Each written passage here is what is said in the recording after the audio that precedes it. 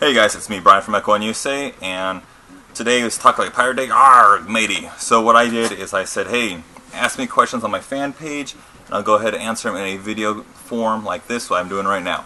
So if you guys aren't sure, make sure you check out my Facebook page, Brian at Echo One. I'll put the links below.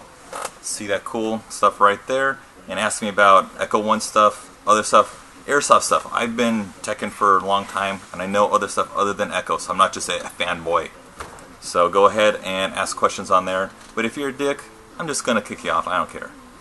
Okay, first question is Ed Timmons. He's saying, hey, I have an Echo One AK, and what drum mags will fit it? So far, nothing works. Well, for the AKs, for Echoes and everything else, you have the 47 and the 74 bodies. For the Red Star LMG, which is a 74 body, or RPK, you can go ahead and use the mag style drum mag. It's a 74 style. It's like, I think, $200 or something like that. I don't know. It's pretty crazy expensive, but it will work and it feeds flawlessly with like a 11.1 LiPo. But it's expensive. You can use the generic 74, you can use the generic AK-47 drum mag by Echo One or the other brands out there, and it's based off the first Hero Arms design. You can go ahead and use that. It will be a tight fit, just to let you know, for like the 74 body and also the 47. But that's so it doesn't wiggle, just because it's going to be a lot of weight. So you will have to sand it just a smidge if it doesn't. I know, like for the VMG, which is 74 body, it will fit, but it's super snug. But like the generic 47 bodies, it will work. Just work it in there, and if you have to sand it a little, that's fine. Don't have to worry. Okay, David is asking, what about the GAT? Okay, yes, I know the GAT's on its way. We're just basically working on it more. After SHOT Show, I just had to play with the samples and basically destroyed them. And yeah. So we don't want it where you guys get the gun and then like maybe 60 days into it, your gearbox breaks or whatnot. Because I went through about 30,000 rounds and just shooting it and just destroying it.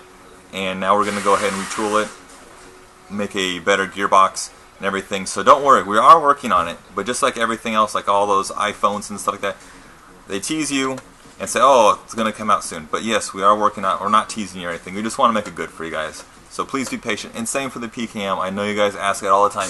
Every day on my chat, I get 3 of you guys. I'm not going to name names, but someone that wants a PCAM is sending people to harass me. Please don't. Please. All my fan page is for sneak peeks of stuff like that before it's even on the Echo page, before the people up there even know what's going on. So there's a lot of secret stuff back here on my fan page. So follow that, and you get your answers sooner. Okay, Sasha is asking, how do I make a homemade compression test to find out what springs are in his guns, either like a 100 spring or 110 spring? It's a tough question. You can use a bathroom scale and kind of like squish the spring on there, but then you need like a brand new M100 spring to verify and check like, okay, same amount of weight and everything, but it's not very scientific. The best way would be to switch all your springs to Mad Bull springs. They're all colored, so you can look at like, oh, this blue one is this red one's this, and done.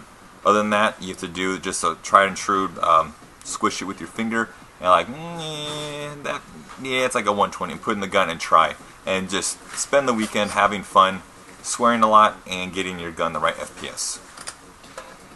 Chris is asking, how to make an M4 for maximum range, but quiet as possible. Okay, you have 2 choices. You can go with the AEG setup or Polar Star. Polar Star, you have the expensive rig. It's quiet, you don't have the gears, motor, and all that pop noise. And you can put a fake suppressor on there, hide an inner barrel longer, and make it really sneaky quiet, but it's expensive.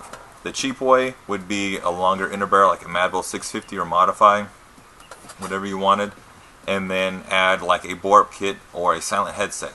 Basically, your stock piston, you have the stock cylinder head, stock piston head. It's clapping. You know, that makes noise every time you hear that. Plus your gear spinning, plus your motor spinning. So you have all those noise elements, but the clap is the loudest part because when you're shooting down range, that's what people hear. Unless you have really bad shimmy. And then it wouldn't even work with a hard spring and just explode. But if you have like a bore-up or silent headset, it's basically like a concave, so you have the cylinder head like this, and then you have the piston head like this. And it's rubberized, so there's no clap noise, it's more of a thud, which is good. And you can also, if you don't want to do that, because like there are some bore-up heads which have a rubber ring, not rubber ring, like a plastic ring on the outside, and those will break after a while, like the Sysmo ones. They have broken on me before just because you have hard springs. Another way to avoid that is if you go with like the stock cylinder head, stock piston head or whatever, or aftermarket ones, the flat ones, you add a sorbo pad, so you have the spacer. So instead of a clap, it's a thud. It's super squishy rubber. You can Google that and find it, and also scoots your piston back for better AOE, and bam. So you have three choices really, but it breaks down to AEG or Polar Star, and yeah.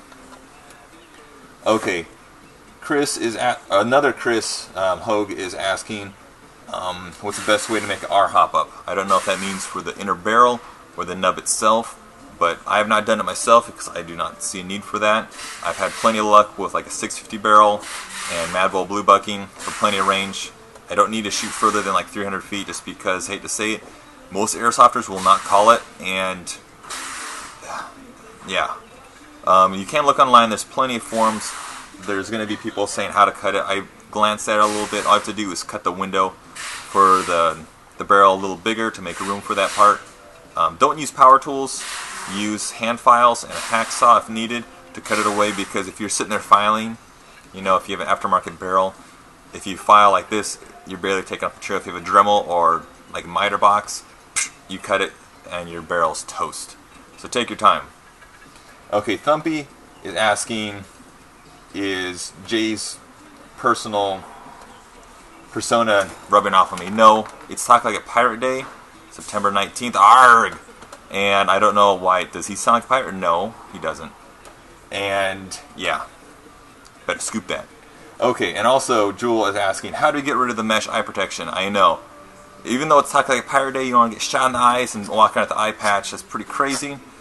We need to somehow work together, maybe get Dr. Airsoft involved, and maybe the Airsoft Safety Foundation, like after all the California stuff is done, and somehow, like someone was saying on my personal page, boycott it.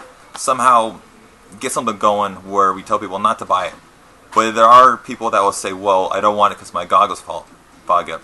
Because if I have ESS or the fan ones, they still fog up. That's what people are going to say. So they will learn the hard way, and it sucks, and it's going to ruin airsoft. But maybe if we can somehow work together, let me know, and we can like share it on my Facebook pages, and we can do something to inform people about the dangers of mesh goggles, at least for the eye protection. For the mouth guard and everything, that's fine. You're going to get like maybe little red marks when BBs explode, but it's still better than losing an eye. Knock on wood.